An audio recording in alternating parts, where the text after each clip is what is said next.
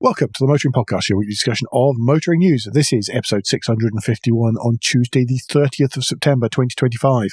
Hello, I'm Alan. Hello, I'm Andrew. And in a week where we wipe away birthday cake crumbs, you'll hear a glimmer of positive news. In new car news, you find out that old is now new again. Again. And in points of interest, you can take a trip down memory lane. But first, we have, as you would expect, a smidgen of follow-up. And as you would expect, it is still about JLR. However, we are delighted. Hooray! Honestly, we are delighted to say there is some... That was fireworks, by the way. Yes, I know, it's very good. Glimmer of hope when it comes to JLR addressing the full shutdown they have had to do on all their systems following the hack back on the 1st of September. They have now started a phased program of switching some of the systems back on. And this does include things like supplier payment systems. Do you have this mental image, by the way? Just before we get to the serious stuff, do you have this mental image of someone in commentary going, "Well, are you ready to do this?" And they go, and there's this big thing. Yeah. There's a whole bank. There's a whole bank with labels. Payment systems up top. Yeah. Yeah. Yeah. It's like the your fuse box, but it's that, but for their industrial systems. Yeah. It says, let's canteen. Okay. We need a well, let's go have a tea biscuit before the next one. I don't know what accent that was meant to be, by the way, but my apologies to anyone in the Solihull area. Yeah. But when we talked about the fact that JLR hadn't been paying their suppliers and that there was the discussions of furlough schemes, which there still is ongoing, by the way, that has not gone away. The suppliers are still struggling. Individuals in those companies are still applying for universal credit or have gone on 0-hour contracts and stuff like this. There's still a massive impact. Do not underestimate that. But of course, JLR were not paying their suppliers, not out of nastiness, not out of arrogance, not out of, we must look after ourselves first. It's because all the systems are obviously on a computer system. And if your computer system is not on, you do not know who to pay or how much you need to pay them or to authorize to pay because it is all computerized. Yeah. So this is something we missed in our coverage in the previous weeks that we should have spotted and made clear. And then you said it to me the other day. It was like, that's so obvious. How did we miss that? Of course they couldn't. One of the parts that is up, by the way, is the new warehouse logistics system. That one's relatively new, so of course they'll know the architecture. They'll have all the documentation for that because it won't have been messed about with too much. And they'll know how to switch it on because they've only just done it. Exactly. There is still the knowledge within the organisation as to how to do these things. That's good on a number of levels. One, because it means they can order stuff they're going to need. The other one means, of course, they can send out stuff that dealers need so that, repairs, servicing. The backlog that was already existing. Yeah, all of that stuff can actually start to happen again. Whilst they're not back to production, there are moves, and some of the moves are moves that will bring money in relatively soon, as long as they can receive the money and see the money and know where it's coming from. Well, on that front, they are now able to electronically register vehicles. That has started again. I don't know how widespread that is. And on your other point there about production, the JLR claim they will start some sort of production by the end of this week as we record the show. No idea to what extent that is. Is that one line, one factory, all factories, which country? No idea on any details. No. As we've said all the way through this, the comms have not been the greatest from JLR, shall we say? Although this is picking up a bit now. They've got something a bit more positive to say rather than how it was before. Well, whenever you still don't know everything or you're still not 100% certain what happened, then it's best not to say anything in case you do say the wrong thing. Which they did. Yes, okay. Good point, well made. There is something else we need to clear up. There was reports the back end of last week about how the government is giving JLR/Tata a loan. Oh. That is not the case. Yes. JLR is getting a loan for about £2 billion. I believe in the region of 1.5 has been guaranteed by the UK government Mhm. They've got 5 years to pay this loan back, but this loan is coming from a private bank. Yes. JLR and Tata are still on the hook for 20%. Well, they're on the hook for all of it, but 20% of the guarantee is from them themselves. There was an excellent article by Professor David Bailey, who we mentioned last week. I can't find it at the moment, so I can't link to it, I'm afraid. But he explained how this was... Some people were getting up in arms and going, hang on, because of the way it was reported, because it was reported that the government was loaning the money to JLR. That it was basically a bailout in the way that it felt with the banks Yes. years ago, which we're still all pretty raw about. Yeah, absolutely. But that's not the case. They are just underwriting a portion of it, which will help JLR get a more favourable interest rate, which means the impact on them medium to longer term is not as severe as it could have been. Allows them to get back onto the focus of making cars, making a profit, etc., and therefore spreading that around the local environments and communities that are impacted by all this anyway. Yeah. Please don't think that the government and our tax-paid money has gone to bail out JLR. That's not been the case. I think we've covered it all this week. Yep. Once again, great article from Will in Autocar, keeping us up to date with all the stuff. So do check that out. Right, that was the last bit of good news until until the second part, I'm afraid, everyone. There is nothing we can do about this. It's not totally true. That is not totally true. But also, there's quite a lot of grimness in between times. Let's try and deliver the bad news in as light and positive a way as possible. Or something. Yes. Volkswagen and Audi have decided they want to join JLR in pausing production. They're going to be pausing EV production in Europe for much of October, by the looks of it. This covers European production of the Q4 e-tron, the ID4 Volkswagen ID7. That means the group factory in Zwickau in Germany, where the Q4 e-tron is built, will halt production for a week starting on October the 6th. I suppose that's due to weak demand in Europe and pricing complications due to US tariffs, said a spokesperson for the Zwickau site. Same factory also builds the Volkswagen ID3, ID4, ID5, and the Seat Cupra Born. US market ID4 is built in Tennessee.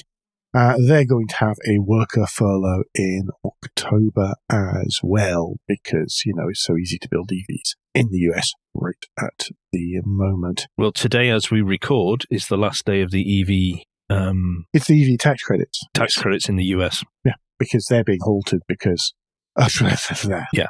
US. Yeah. But also, Emden in Germany is going to pause production where they assemble the ID4 and the ID7 as well. And that's going to shut down for several days, it says. So there's a big problem. It's interesting that reduced demand for EVs is being blamed for this, and more stories as we go on. However, Europe had, I think, their highest month of EV sales, stroke registrations, where it was 30% of all new cars, and Volkswagen Group has beaten Tesla out to be the top company. I think what people are trying to say is EV sales are not as high as we hoped. It's not that they are not high. Mm-hmm. Yes. And it's not that within that pool, it's not that Volkswagen is failing miserably compared to its competitors. It really isn't. Well, it's just not the demand that people thought that there was going to be. It's not that the demand is reduced. It's just never hit the height that many of the manufacturers based their numbers on. I think that is a key part of the challenge here. Yeah. Stellantis, Andrew, you can cover more of the same, really. Yep, Stellantis, they too are joining the crews that are pausing production.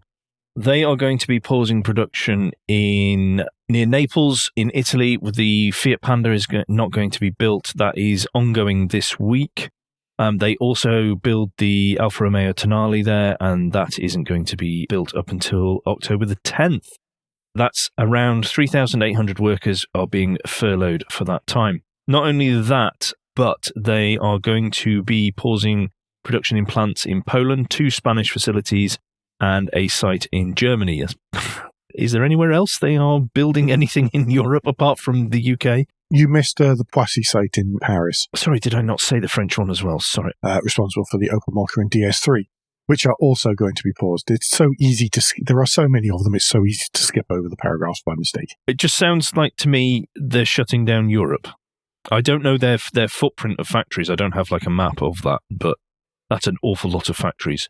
Quite a lot of this is, in some cases, it's stuff like the Tonale, which was really meant for North America as well as Europe, and it's not really selling anywhere, but now all of a sudden there are these tariffs and it's completely uncompetitive. Yeah, but a lot of the stuff that also is made in Europe is only for Europe. So therefore, I think, and don't forget, Stellantis are desperately, like Volkswagen, trying to save money to cut costs. Mm-hmm. And that means they cannot sit there and churn out vehicles that are not going on anywhere. This is really annoying people, though, who have already waited 3 months for, take an example from one of these reports, a Jeep Avenger EV. They've already been waiting for 3 months. They've just been told it's been delayed another month because of these shutdowns. It's not just that. It's annoying the people who have already bought the cars. I honestly don't see a quick end to this. I think we're going to see this more and more. There just isn't a rapid end to any of this where people are shutting down because the tariff nonsense will carry on, which will affect other divisions of these global companies, not necessarily the ones in Europe, because they're building generally for European markets and European cars, except for certain segments, obviously. If you've got one factory that builds on the same line, it builds two different cars, one which is really aimed at the North American market, for example, and one that is really aimed at the European market, then if there's near zero demand for the North American one, there's not enough volume for it to be worth continuing building both. Yeah. There's where the problem lies. But it's okay, because everyone can just buy American. We'll just buy all the pickup trucks from the same companies that can't build them. Yeah, don't worry about it. Be fine. Anyway, do you want to take us on to Bentley and how they are tweaking their Beyond 100 plan or strategy? Well, they are, and it makes sense given what we talked about the other week with Porsche. Bentley, obviously, part of Volkswagen Group, along with Porsche, who is sort of part of Volkswagen Group, but it's complicated, really, honestly. Yeah. Porsche stepping back from racing quite as headlong into a pure EV future, and Bentley are now doing the same. It makes sense because it means that there's economies of smallish scale that both of the luxury brands can leverage. And it also makes sense that if people aren't rushing out to buy electric Porsches and stuff, they're probably not going to be rushing out to buy electric Bentleys either. Well, one thing we do have to remember as well is Bentley's fairly new CEO, Frank Stefan Walliser, he was in Porsche. I think he has seen what's happened to Porsche and is going, hang on, we can't afford to make missteps with this. Yeah. Let us be a touch more conservative and pragmatic, because they do not sell in the volumes. Although their profits are astonishing per car, they don't do the volume that would allow... It's not the same as Porsche. I mean, Porsche's profit margin per car and the volume they do is eye-watering, frankly. Very special. Even though it's dropped down recently because they're just not selling the same volume. You've got to be more careful with a smaller company. There's a good quotation here from this Autocar article. It says, backing the decision, Walliser says, there is a dip in demand for luxury electric vehicles, and customer demand is not yet strong enough to support an all-electric strategy. The luxury market is a lot different today than when we announced Beyond 100. Electrification is still our goal, but we need to take customers with us. Yep. There we go. This change in tack, by the way, doesn't make any difference to Bentley's investment in its new electric model assembly line, paint shop, and design centre in Crewe. It's a great facility, that. I've been round it. Yeah, you said Bosch this time, Andrew. Yes, I feel this story should be very much a canary in the coal mine for me. And this is the news that Bosch is to cut another 13,000 jobs on top of the 9,000 they announced at the back end of last year. This is because they are trying to save 2.5 billion euros, and there has been a reduction in the sales of their products onto the OEMs, because they're a tier 1 supplier. They're the largest supplier in the world for the automotive industry. And if they are shedding in the region of 22,000 jobs, everybody needs to sit upright and pay attention, because that's massive. Well, you see these stops that we've just been talking about in the last couple of stories. And last week. Yeah. They probably all use Bosch. Yeah, absolutely. One part or another is going to be Bosch. And obviously they're in Germany, so the Works Council is gearing up for a fight. That's going to go well. Yeah. Right, do you want to take us on to France? Yes. The French government has discovered, or it has decided, that it's got a good way of raising some capital. And it's going to raise the capital through fines. And it's going to fine big companies. This is a very French approach. It really is. And what they're doing is they're going around by a number I mean many hundreds, of large companies based in France, or the French arms of large companies. And they're saying, show us your supplier payments history. And the companies are having to go, okay, here's our supplier payments history. And very often these large companies have been dragging their feet, taking their time, and not necessarily paying their smaller suppliers on time. As the law demands. To give you an idea of this, within the first half of 2024, first half of 2025, the Competition Directorate inspected 409 firms and found violations at nearly 40% of them. That led to about 47 million euros in fines. So you can see that this can be quite productive. In the first 5 months of 2024, they performed 248 of the same style of inspection, but the inspector found regulations only at about 28% of the companies, but still managed to issue almost 30 million euros in fines. What I'm really trying to say here is this is not targeted at Nissan. Oh, yeah, and what we have to say, because it's said in the article that's linked in the show notes, and I'm going to quote here, that the Japanese automaker has not been accused of any wrongdoing. Absolutely, yes. Absolutely. Before Nissan's lawyers get very interested in us. However, last year, Japanese regulators did find that Nissan had underpaid dozens of suppliers by a total of 3 billion yen or $20 million over a 2-year period. Nissan paid the money before the investigation was announced, and the regulators also recommended it improve oversight of supplier payments. We'll see if that happens.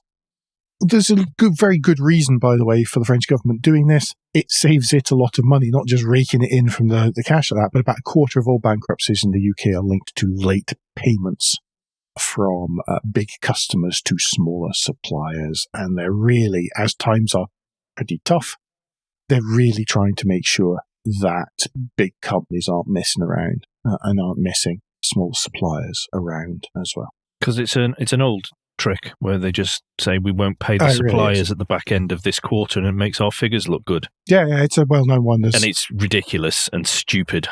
Because all you do is you hack off your supplier who then goes, when you go, we're in trouble, you go, are you? Oh, that's a shame. It's a shame. We've got this new customer over here, but they pay us. Yeah, we're sorry, we're not able to fulfill that at this moment. Terribly sorry. If we could, we really would help you out, etc., etc. Yeah, swivel, etc. Yes. Just as the rest of the what's going on the back. Anyway, I'm going to take us on to Mercedes now, and Mercedes have decided to play technical, managerial, musical chairs as the technology boss, Markus Schaffer, has announced his retirement from the company after 30 years with the firm. Schaffer is going to be replaced by Jörg Börser, who is the head of production, quality and supply chain management. And the head of Mercedes AMG, Michael Schieber, is going to replace Börser. Not only do they all look the same, they all have the similar flipping names. Come on, guys, think of the poor podcasters. What's happened to Martin Brudermüller? There is no replacement announced yet. They haven't found one for Schieber as the boss of Mercedes AMG. And there, we've made it through. Anyway, yes, we just about survived it. Touch and go in a couple of places, but that means it's Guilt Minute, quick break in show where we ask for a tad of financial support to keep the lights on and the hosting running. If you feel the Motoring Podcast is worth a small consideration every month, then you can be on Patreon. Different levels of Patreon include different levels of commitment from us to you, including being able to watch the show recorded live. We also have a small range of merchandise in our spring store, from stickers to mugs and t-shirts. If you don't have any spare cash, and we completely understand, then you can help us by following for free from a podcast player to receive every show as they're released, and by liking and rating the show in whatever way your podcast supplier lets you. If you've done all that, and some of you do, so thank you very much, then the last thing you do is to recommend us to your friends or colleagues. Thank you, everyone that does. Much appreciated. Right, we're on to new car news. And we're going to start with the Kia Stonic. And that's going to be updated for 2026. It's going to get a new design look, which will bring it up to date with the rest of the range. You're going to have the opposites united design language, where the front end will resemble the internal combustion engine stroke hybrid powertrained Kias. Inside the cabin will be what everyone would recognize now if you've seen pictures or have been in a new Kia, with the double screens that are fixed behind the steering wheel and across into the center console, that sort of stuff. Nice materials, all those sort of things. And on top of that, there will also be a manual option, an increasingly rare thing. We don't know prices, though. Okay. I like the picture of the seats in here. Looks like they're kind of velour-y. Yes. In the sort of car article. Yeah. I like the cloth seat. Yeah. I think cloth seats are now the new luxury, are they not? They are. He's just gone a full circle. Powertrain-wise, both options are going to be based on the 1-litre 3-cylinder turbo petrol engine. There will be just an ICE-only version, which will offer 99 brake horsepower with CO2 emissions of 125 to 133 grams per kilometre. And then there will be a mild hybrid. Sorry, and I know, and let this sod the CO2 emissions, and a 0-62 mile an hour time of 11 seconds. That's the one that interests me because I'm old school. And then there will be a mild hybrid one, which will give 113 brake horsepower with a 0-62 time, just for those who really need to know it, of 10.7 seconds. Yes! As well as CO2 emissions. The most useless measures ever. Of 120 to 129 grams per kilometre. Like I say, the prices have not been announced. However, the outgoing model starts at £22,085, so expect it around about that, but probably a little bit more with inflation and the fact that they have upgraded it from the current model, which is very much a car from a generation or so ago. Not that there's anything wrong with it, but things have moved on in terms of interiors and definitely Kia's design. I like the current Stonic, by the way. Yes, I saw one the other day and was thinking about the Stonic. So then I was quite pleased when it sort of popped up in new car news this week. Next up, gee whiz. It's not a gee whiz. I know, that's true. Thank goodness for that. Knocked EVs back by 20 years here in the UK. Yes, nobody recycles a body quite like Stellantis does. Previously, there was a sort of H-van style body available for the Citroën Relay. They've brought it back based on the E-Relay model. This is an officially licensed body kit / rebody from Citroën. It's made by the Italian manufacturer Castellani, and it's basically there is now one for the E-Relay. Make it look like you definitely sell artisanal cars. Yes. I was joking to Andrew before the show that there's a special option where they will actually take it and dump it in a French farmyard, fill it full of chickens and straw, should you wish. For the authentic look. If you do then want to remove it from the French farmyard, then you'll be pleased to know that it has a 110 kilowatt-hour battery pack, offering a potential range of 260 miles, and it can charge at speeds of up to 150 kilowatts. If you want to do this, though, the starting price for the electric H-van is £51,995 plus VAT. And then to get the H-Type Convert style, prices start from £24,595 plus VAT. Yeah, that's if you want to convert an existing one. There is also an L3 H2 panel van, which is a mid-height 3-panel long one, which is £63,495 plus VAT. If you order them, each van comes with a full Citroën warranty, offering cover for 3 years and 100,000 miles, which I believe on the non-electric versions is quite an important thing to have with those vans. This is one of these things where I can't work out if it is painfully cheesy and a bit rubbish, or if I quite like it. I sit so on the fence between the two. I don't mind that they do it, but I don't think many people will take them up on it. I think it's one of those, we can get a good press release by announcing it. Hardly anyone's going to do it. there's a type of small lightweight goods company that is going to want these. Mm. And they're going to want them for urban deliveries because they're distinctive, they're different, they're electric. You'll notice the ones in the pictures here on motoringresearch.com are almost all Rafa, the cycling branded. Almost all, because the very top one isn't. But all the rest of them are all Rafa branded. So that's the kind of sort of trendy mammal type brand they're aiming for. Mm-hmm. Demographic. That was really badly explained. Yeah. Right, I'm going to move us on to Gordon Murray Automotive, and they have 2 V12 special editions that have been inspired by the McLaren F1 that they have shown off to the world. And they have the Le Mans GTR, which is sort of a bit inspired look-wise by the McLaren F1. It looks more like a P1 to me. Yeah, that one struggles a bit more, particularly if you put it up against the S1 LM, which very much looks like a modernized F1 G. Yes. An F1 GTR LM, which is, yes, it's very good looking. It is. Yeah. And I love that it's got the high-up mirrors of the concept, the first sort of concept McLaren F1. It had the mirrors up high, obviously. As we all know, it ended up with the wing mirrors from the Volkswagen Corrado. Apart from one of the I think 1 or 2 of the prototypes had the Citroën CX wing mirror instead. I haven't been out much lately.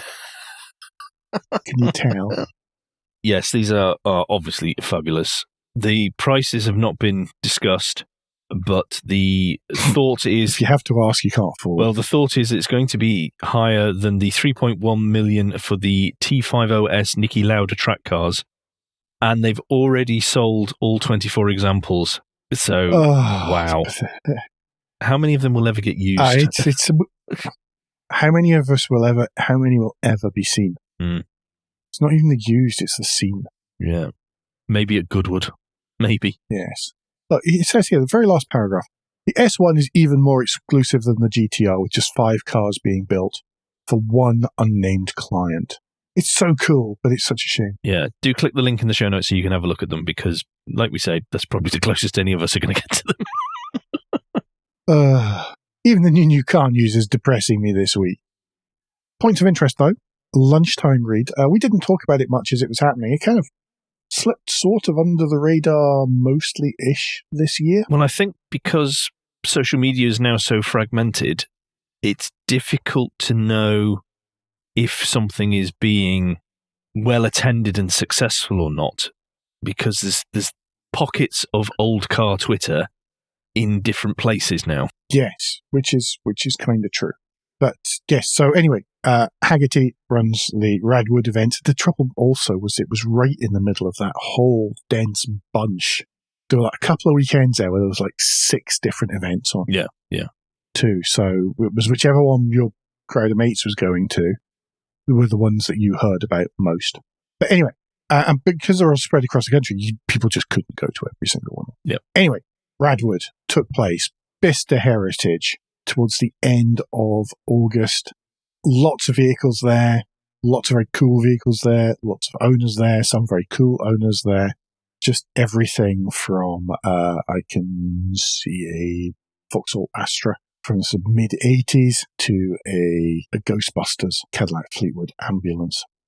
Loads of bits and pieces taking place, but of course the important bit is who won, because it is very much competition. And the winner, of course, was Pete's Honda City Turbo, which we've seen before. And not only does he have a Honda City Turbo, he also has a Moto Compo as well. It's at Not Posh Pete on Blue Sky, isn't he? I think so, yeah. I believe. Yeah. Yeah, at Not Posh Pete, .bsky.social. If you don't follow him on Blue Sky, then you flipping well should. There's loads of other good stuff. There's some McFly style Toyota pickup, won an award as well. The Raddest European went to someone called Kirby's Saab 900 Turbo. The Raddest Brit was Jameson's MG Maestro Turbo. And the Rad mod of the show was Matthew's Max Power Spec Vauxhall Corsa. Well done. Gosh, that really is Max Power Spec Vauxhall Corsa. Yes. Cool. Very good stuff. Yep. It looks like a nice day out. Bicester Heritage, I need to get back at some point. I've never been.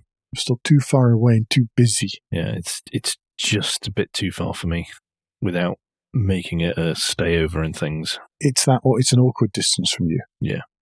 Anyway, let's go on to the list of the week.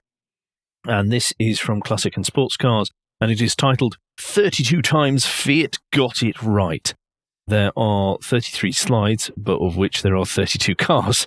In this, Alan, we have a large choice from the beginning of Fiat onwards. Can I just point out that I questioned Andrew as to whether or not we'd not had this recently. And it turns out if you, like me, were feeling some deja vu, you're mistaken, because actually it was a very similar Alfa Romeo-based list that we had recently. Everyone's going to tell me it's just me, aren't they? Yeah. So, but I have a very small brain. Slide 24 in your handout, the Fiat 127 of 1971. I nearly picked that. Yes, good. I'm glad you didn't. The 127, Fiat's first hatchback, obviously important for its sort of transverse engine and gearbox and all that kind of stuff up front. It almost all seemed to be the blue of the one in the photo here.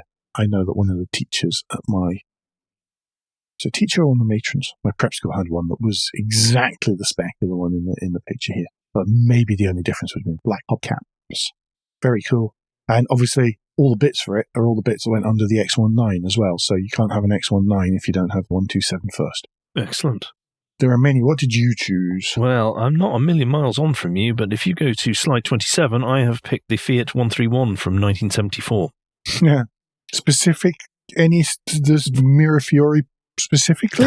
Yes, this one that they've got exactly will do for me. They've got a rally version. I don't know what first grabbed my attention when I was flicking through, but no, I think these are fabulous. They're just cars from a different time. And the other thing is, this reminds me, talking of blue skies you did before, Anthony Ingram put up the Nissan, what was the concept car? Oh, yes. You're going to say that there's a strong similarity between the two of them, aren't you? Yes. I want to say the IDX, but it wasn't. It was the, yes. Yeah, it is IDX. As I say, I need to get the heck out more, don't I? ID small x. Yes. It looks like a perfect size. 3-door saloon. Small now, obviously. Minuscule for today. But, yeah, fabulous. There's tons of really cool and interesting cars in here. Do flick through them all.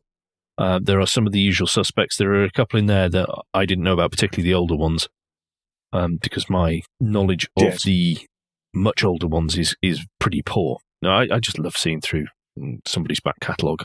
Yeah, I did some of the ones from the 1960s, late 1950s and into the 1960s.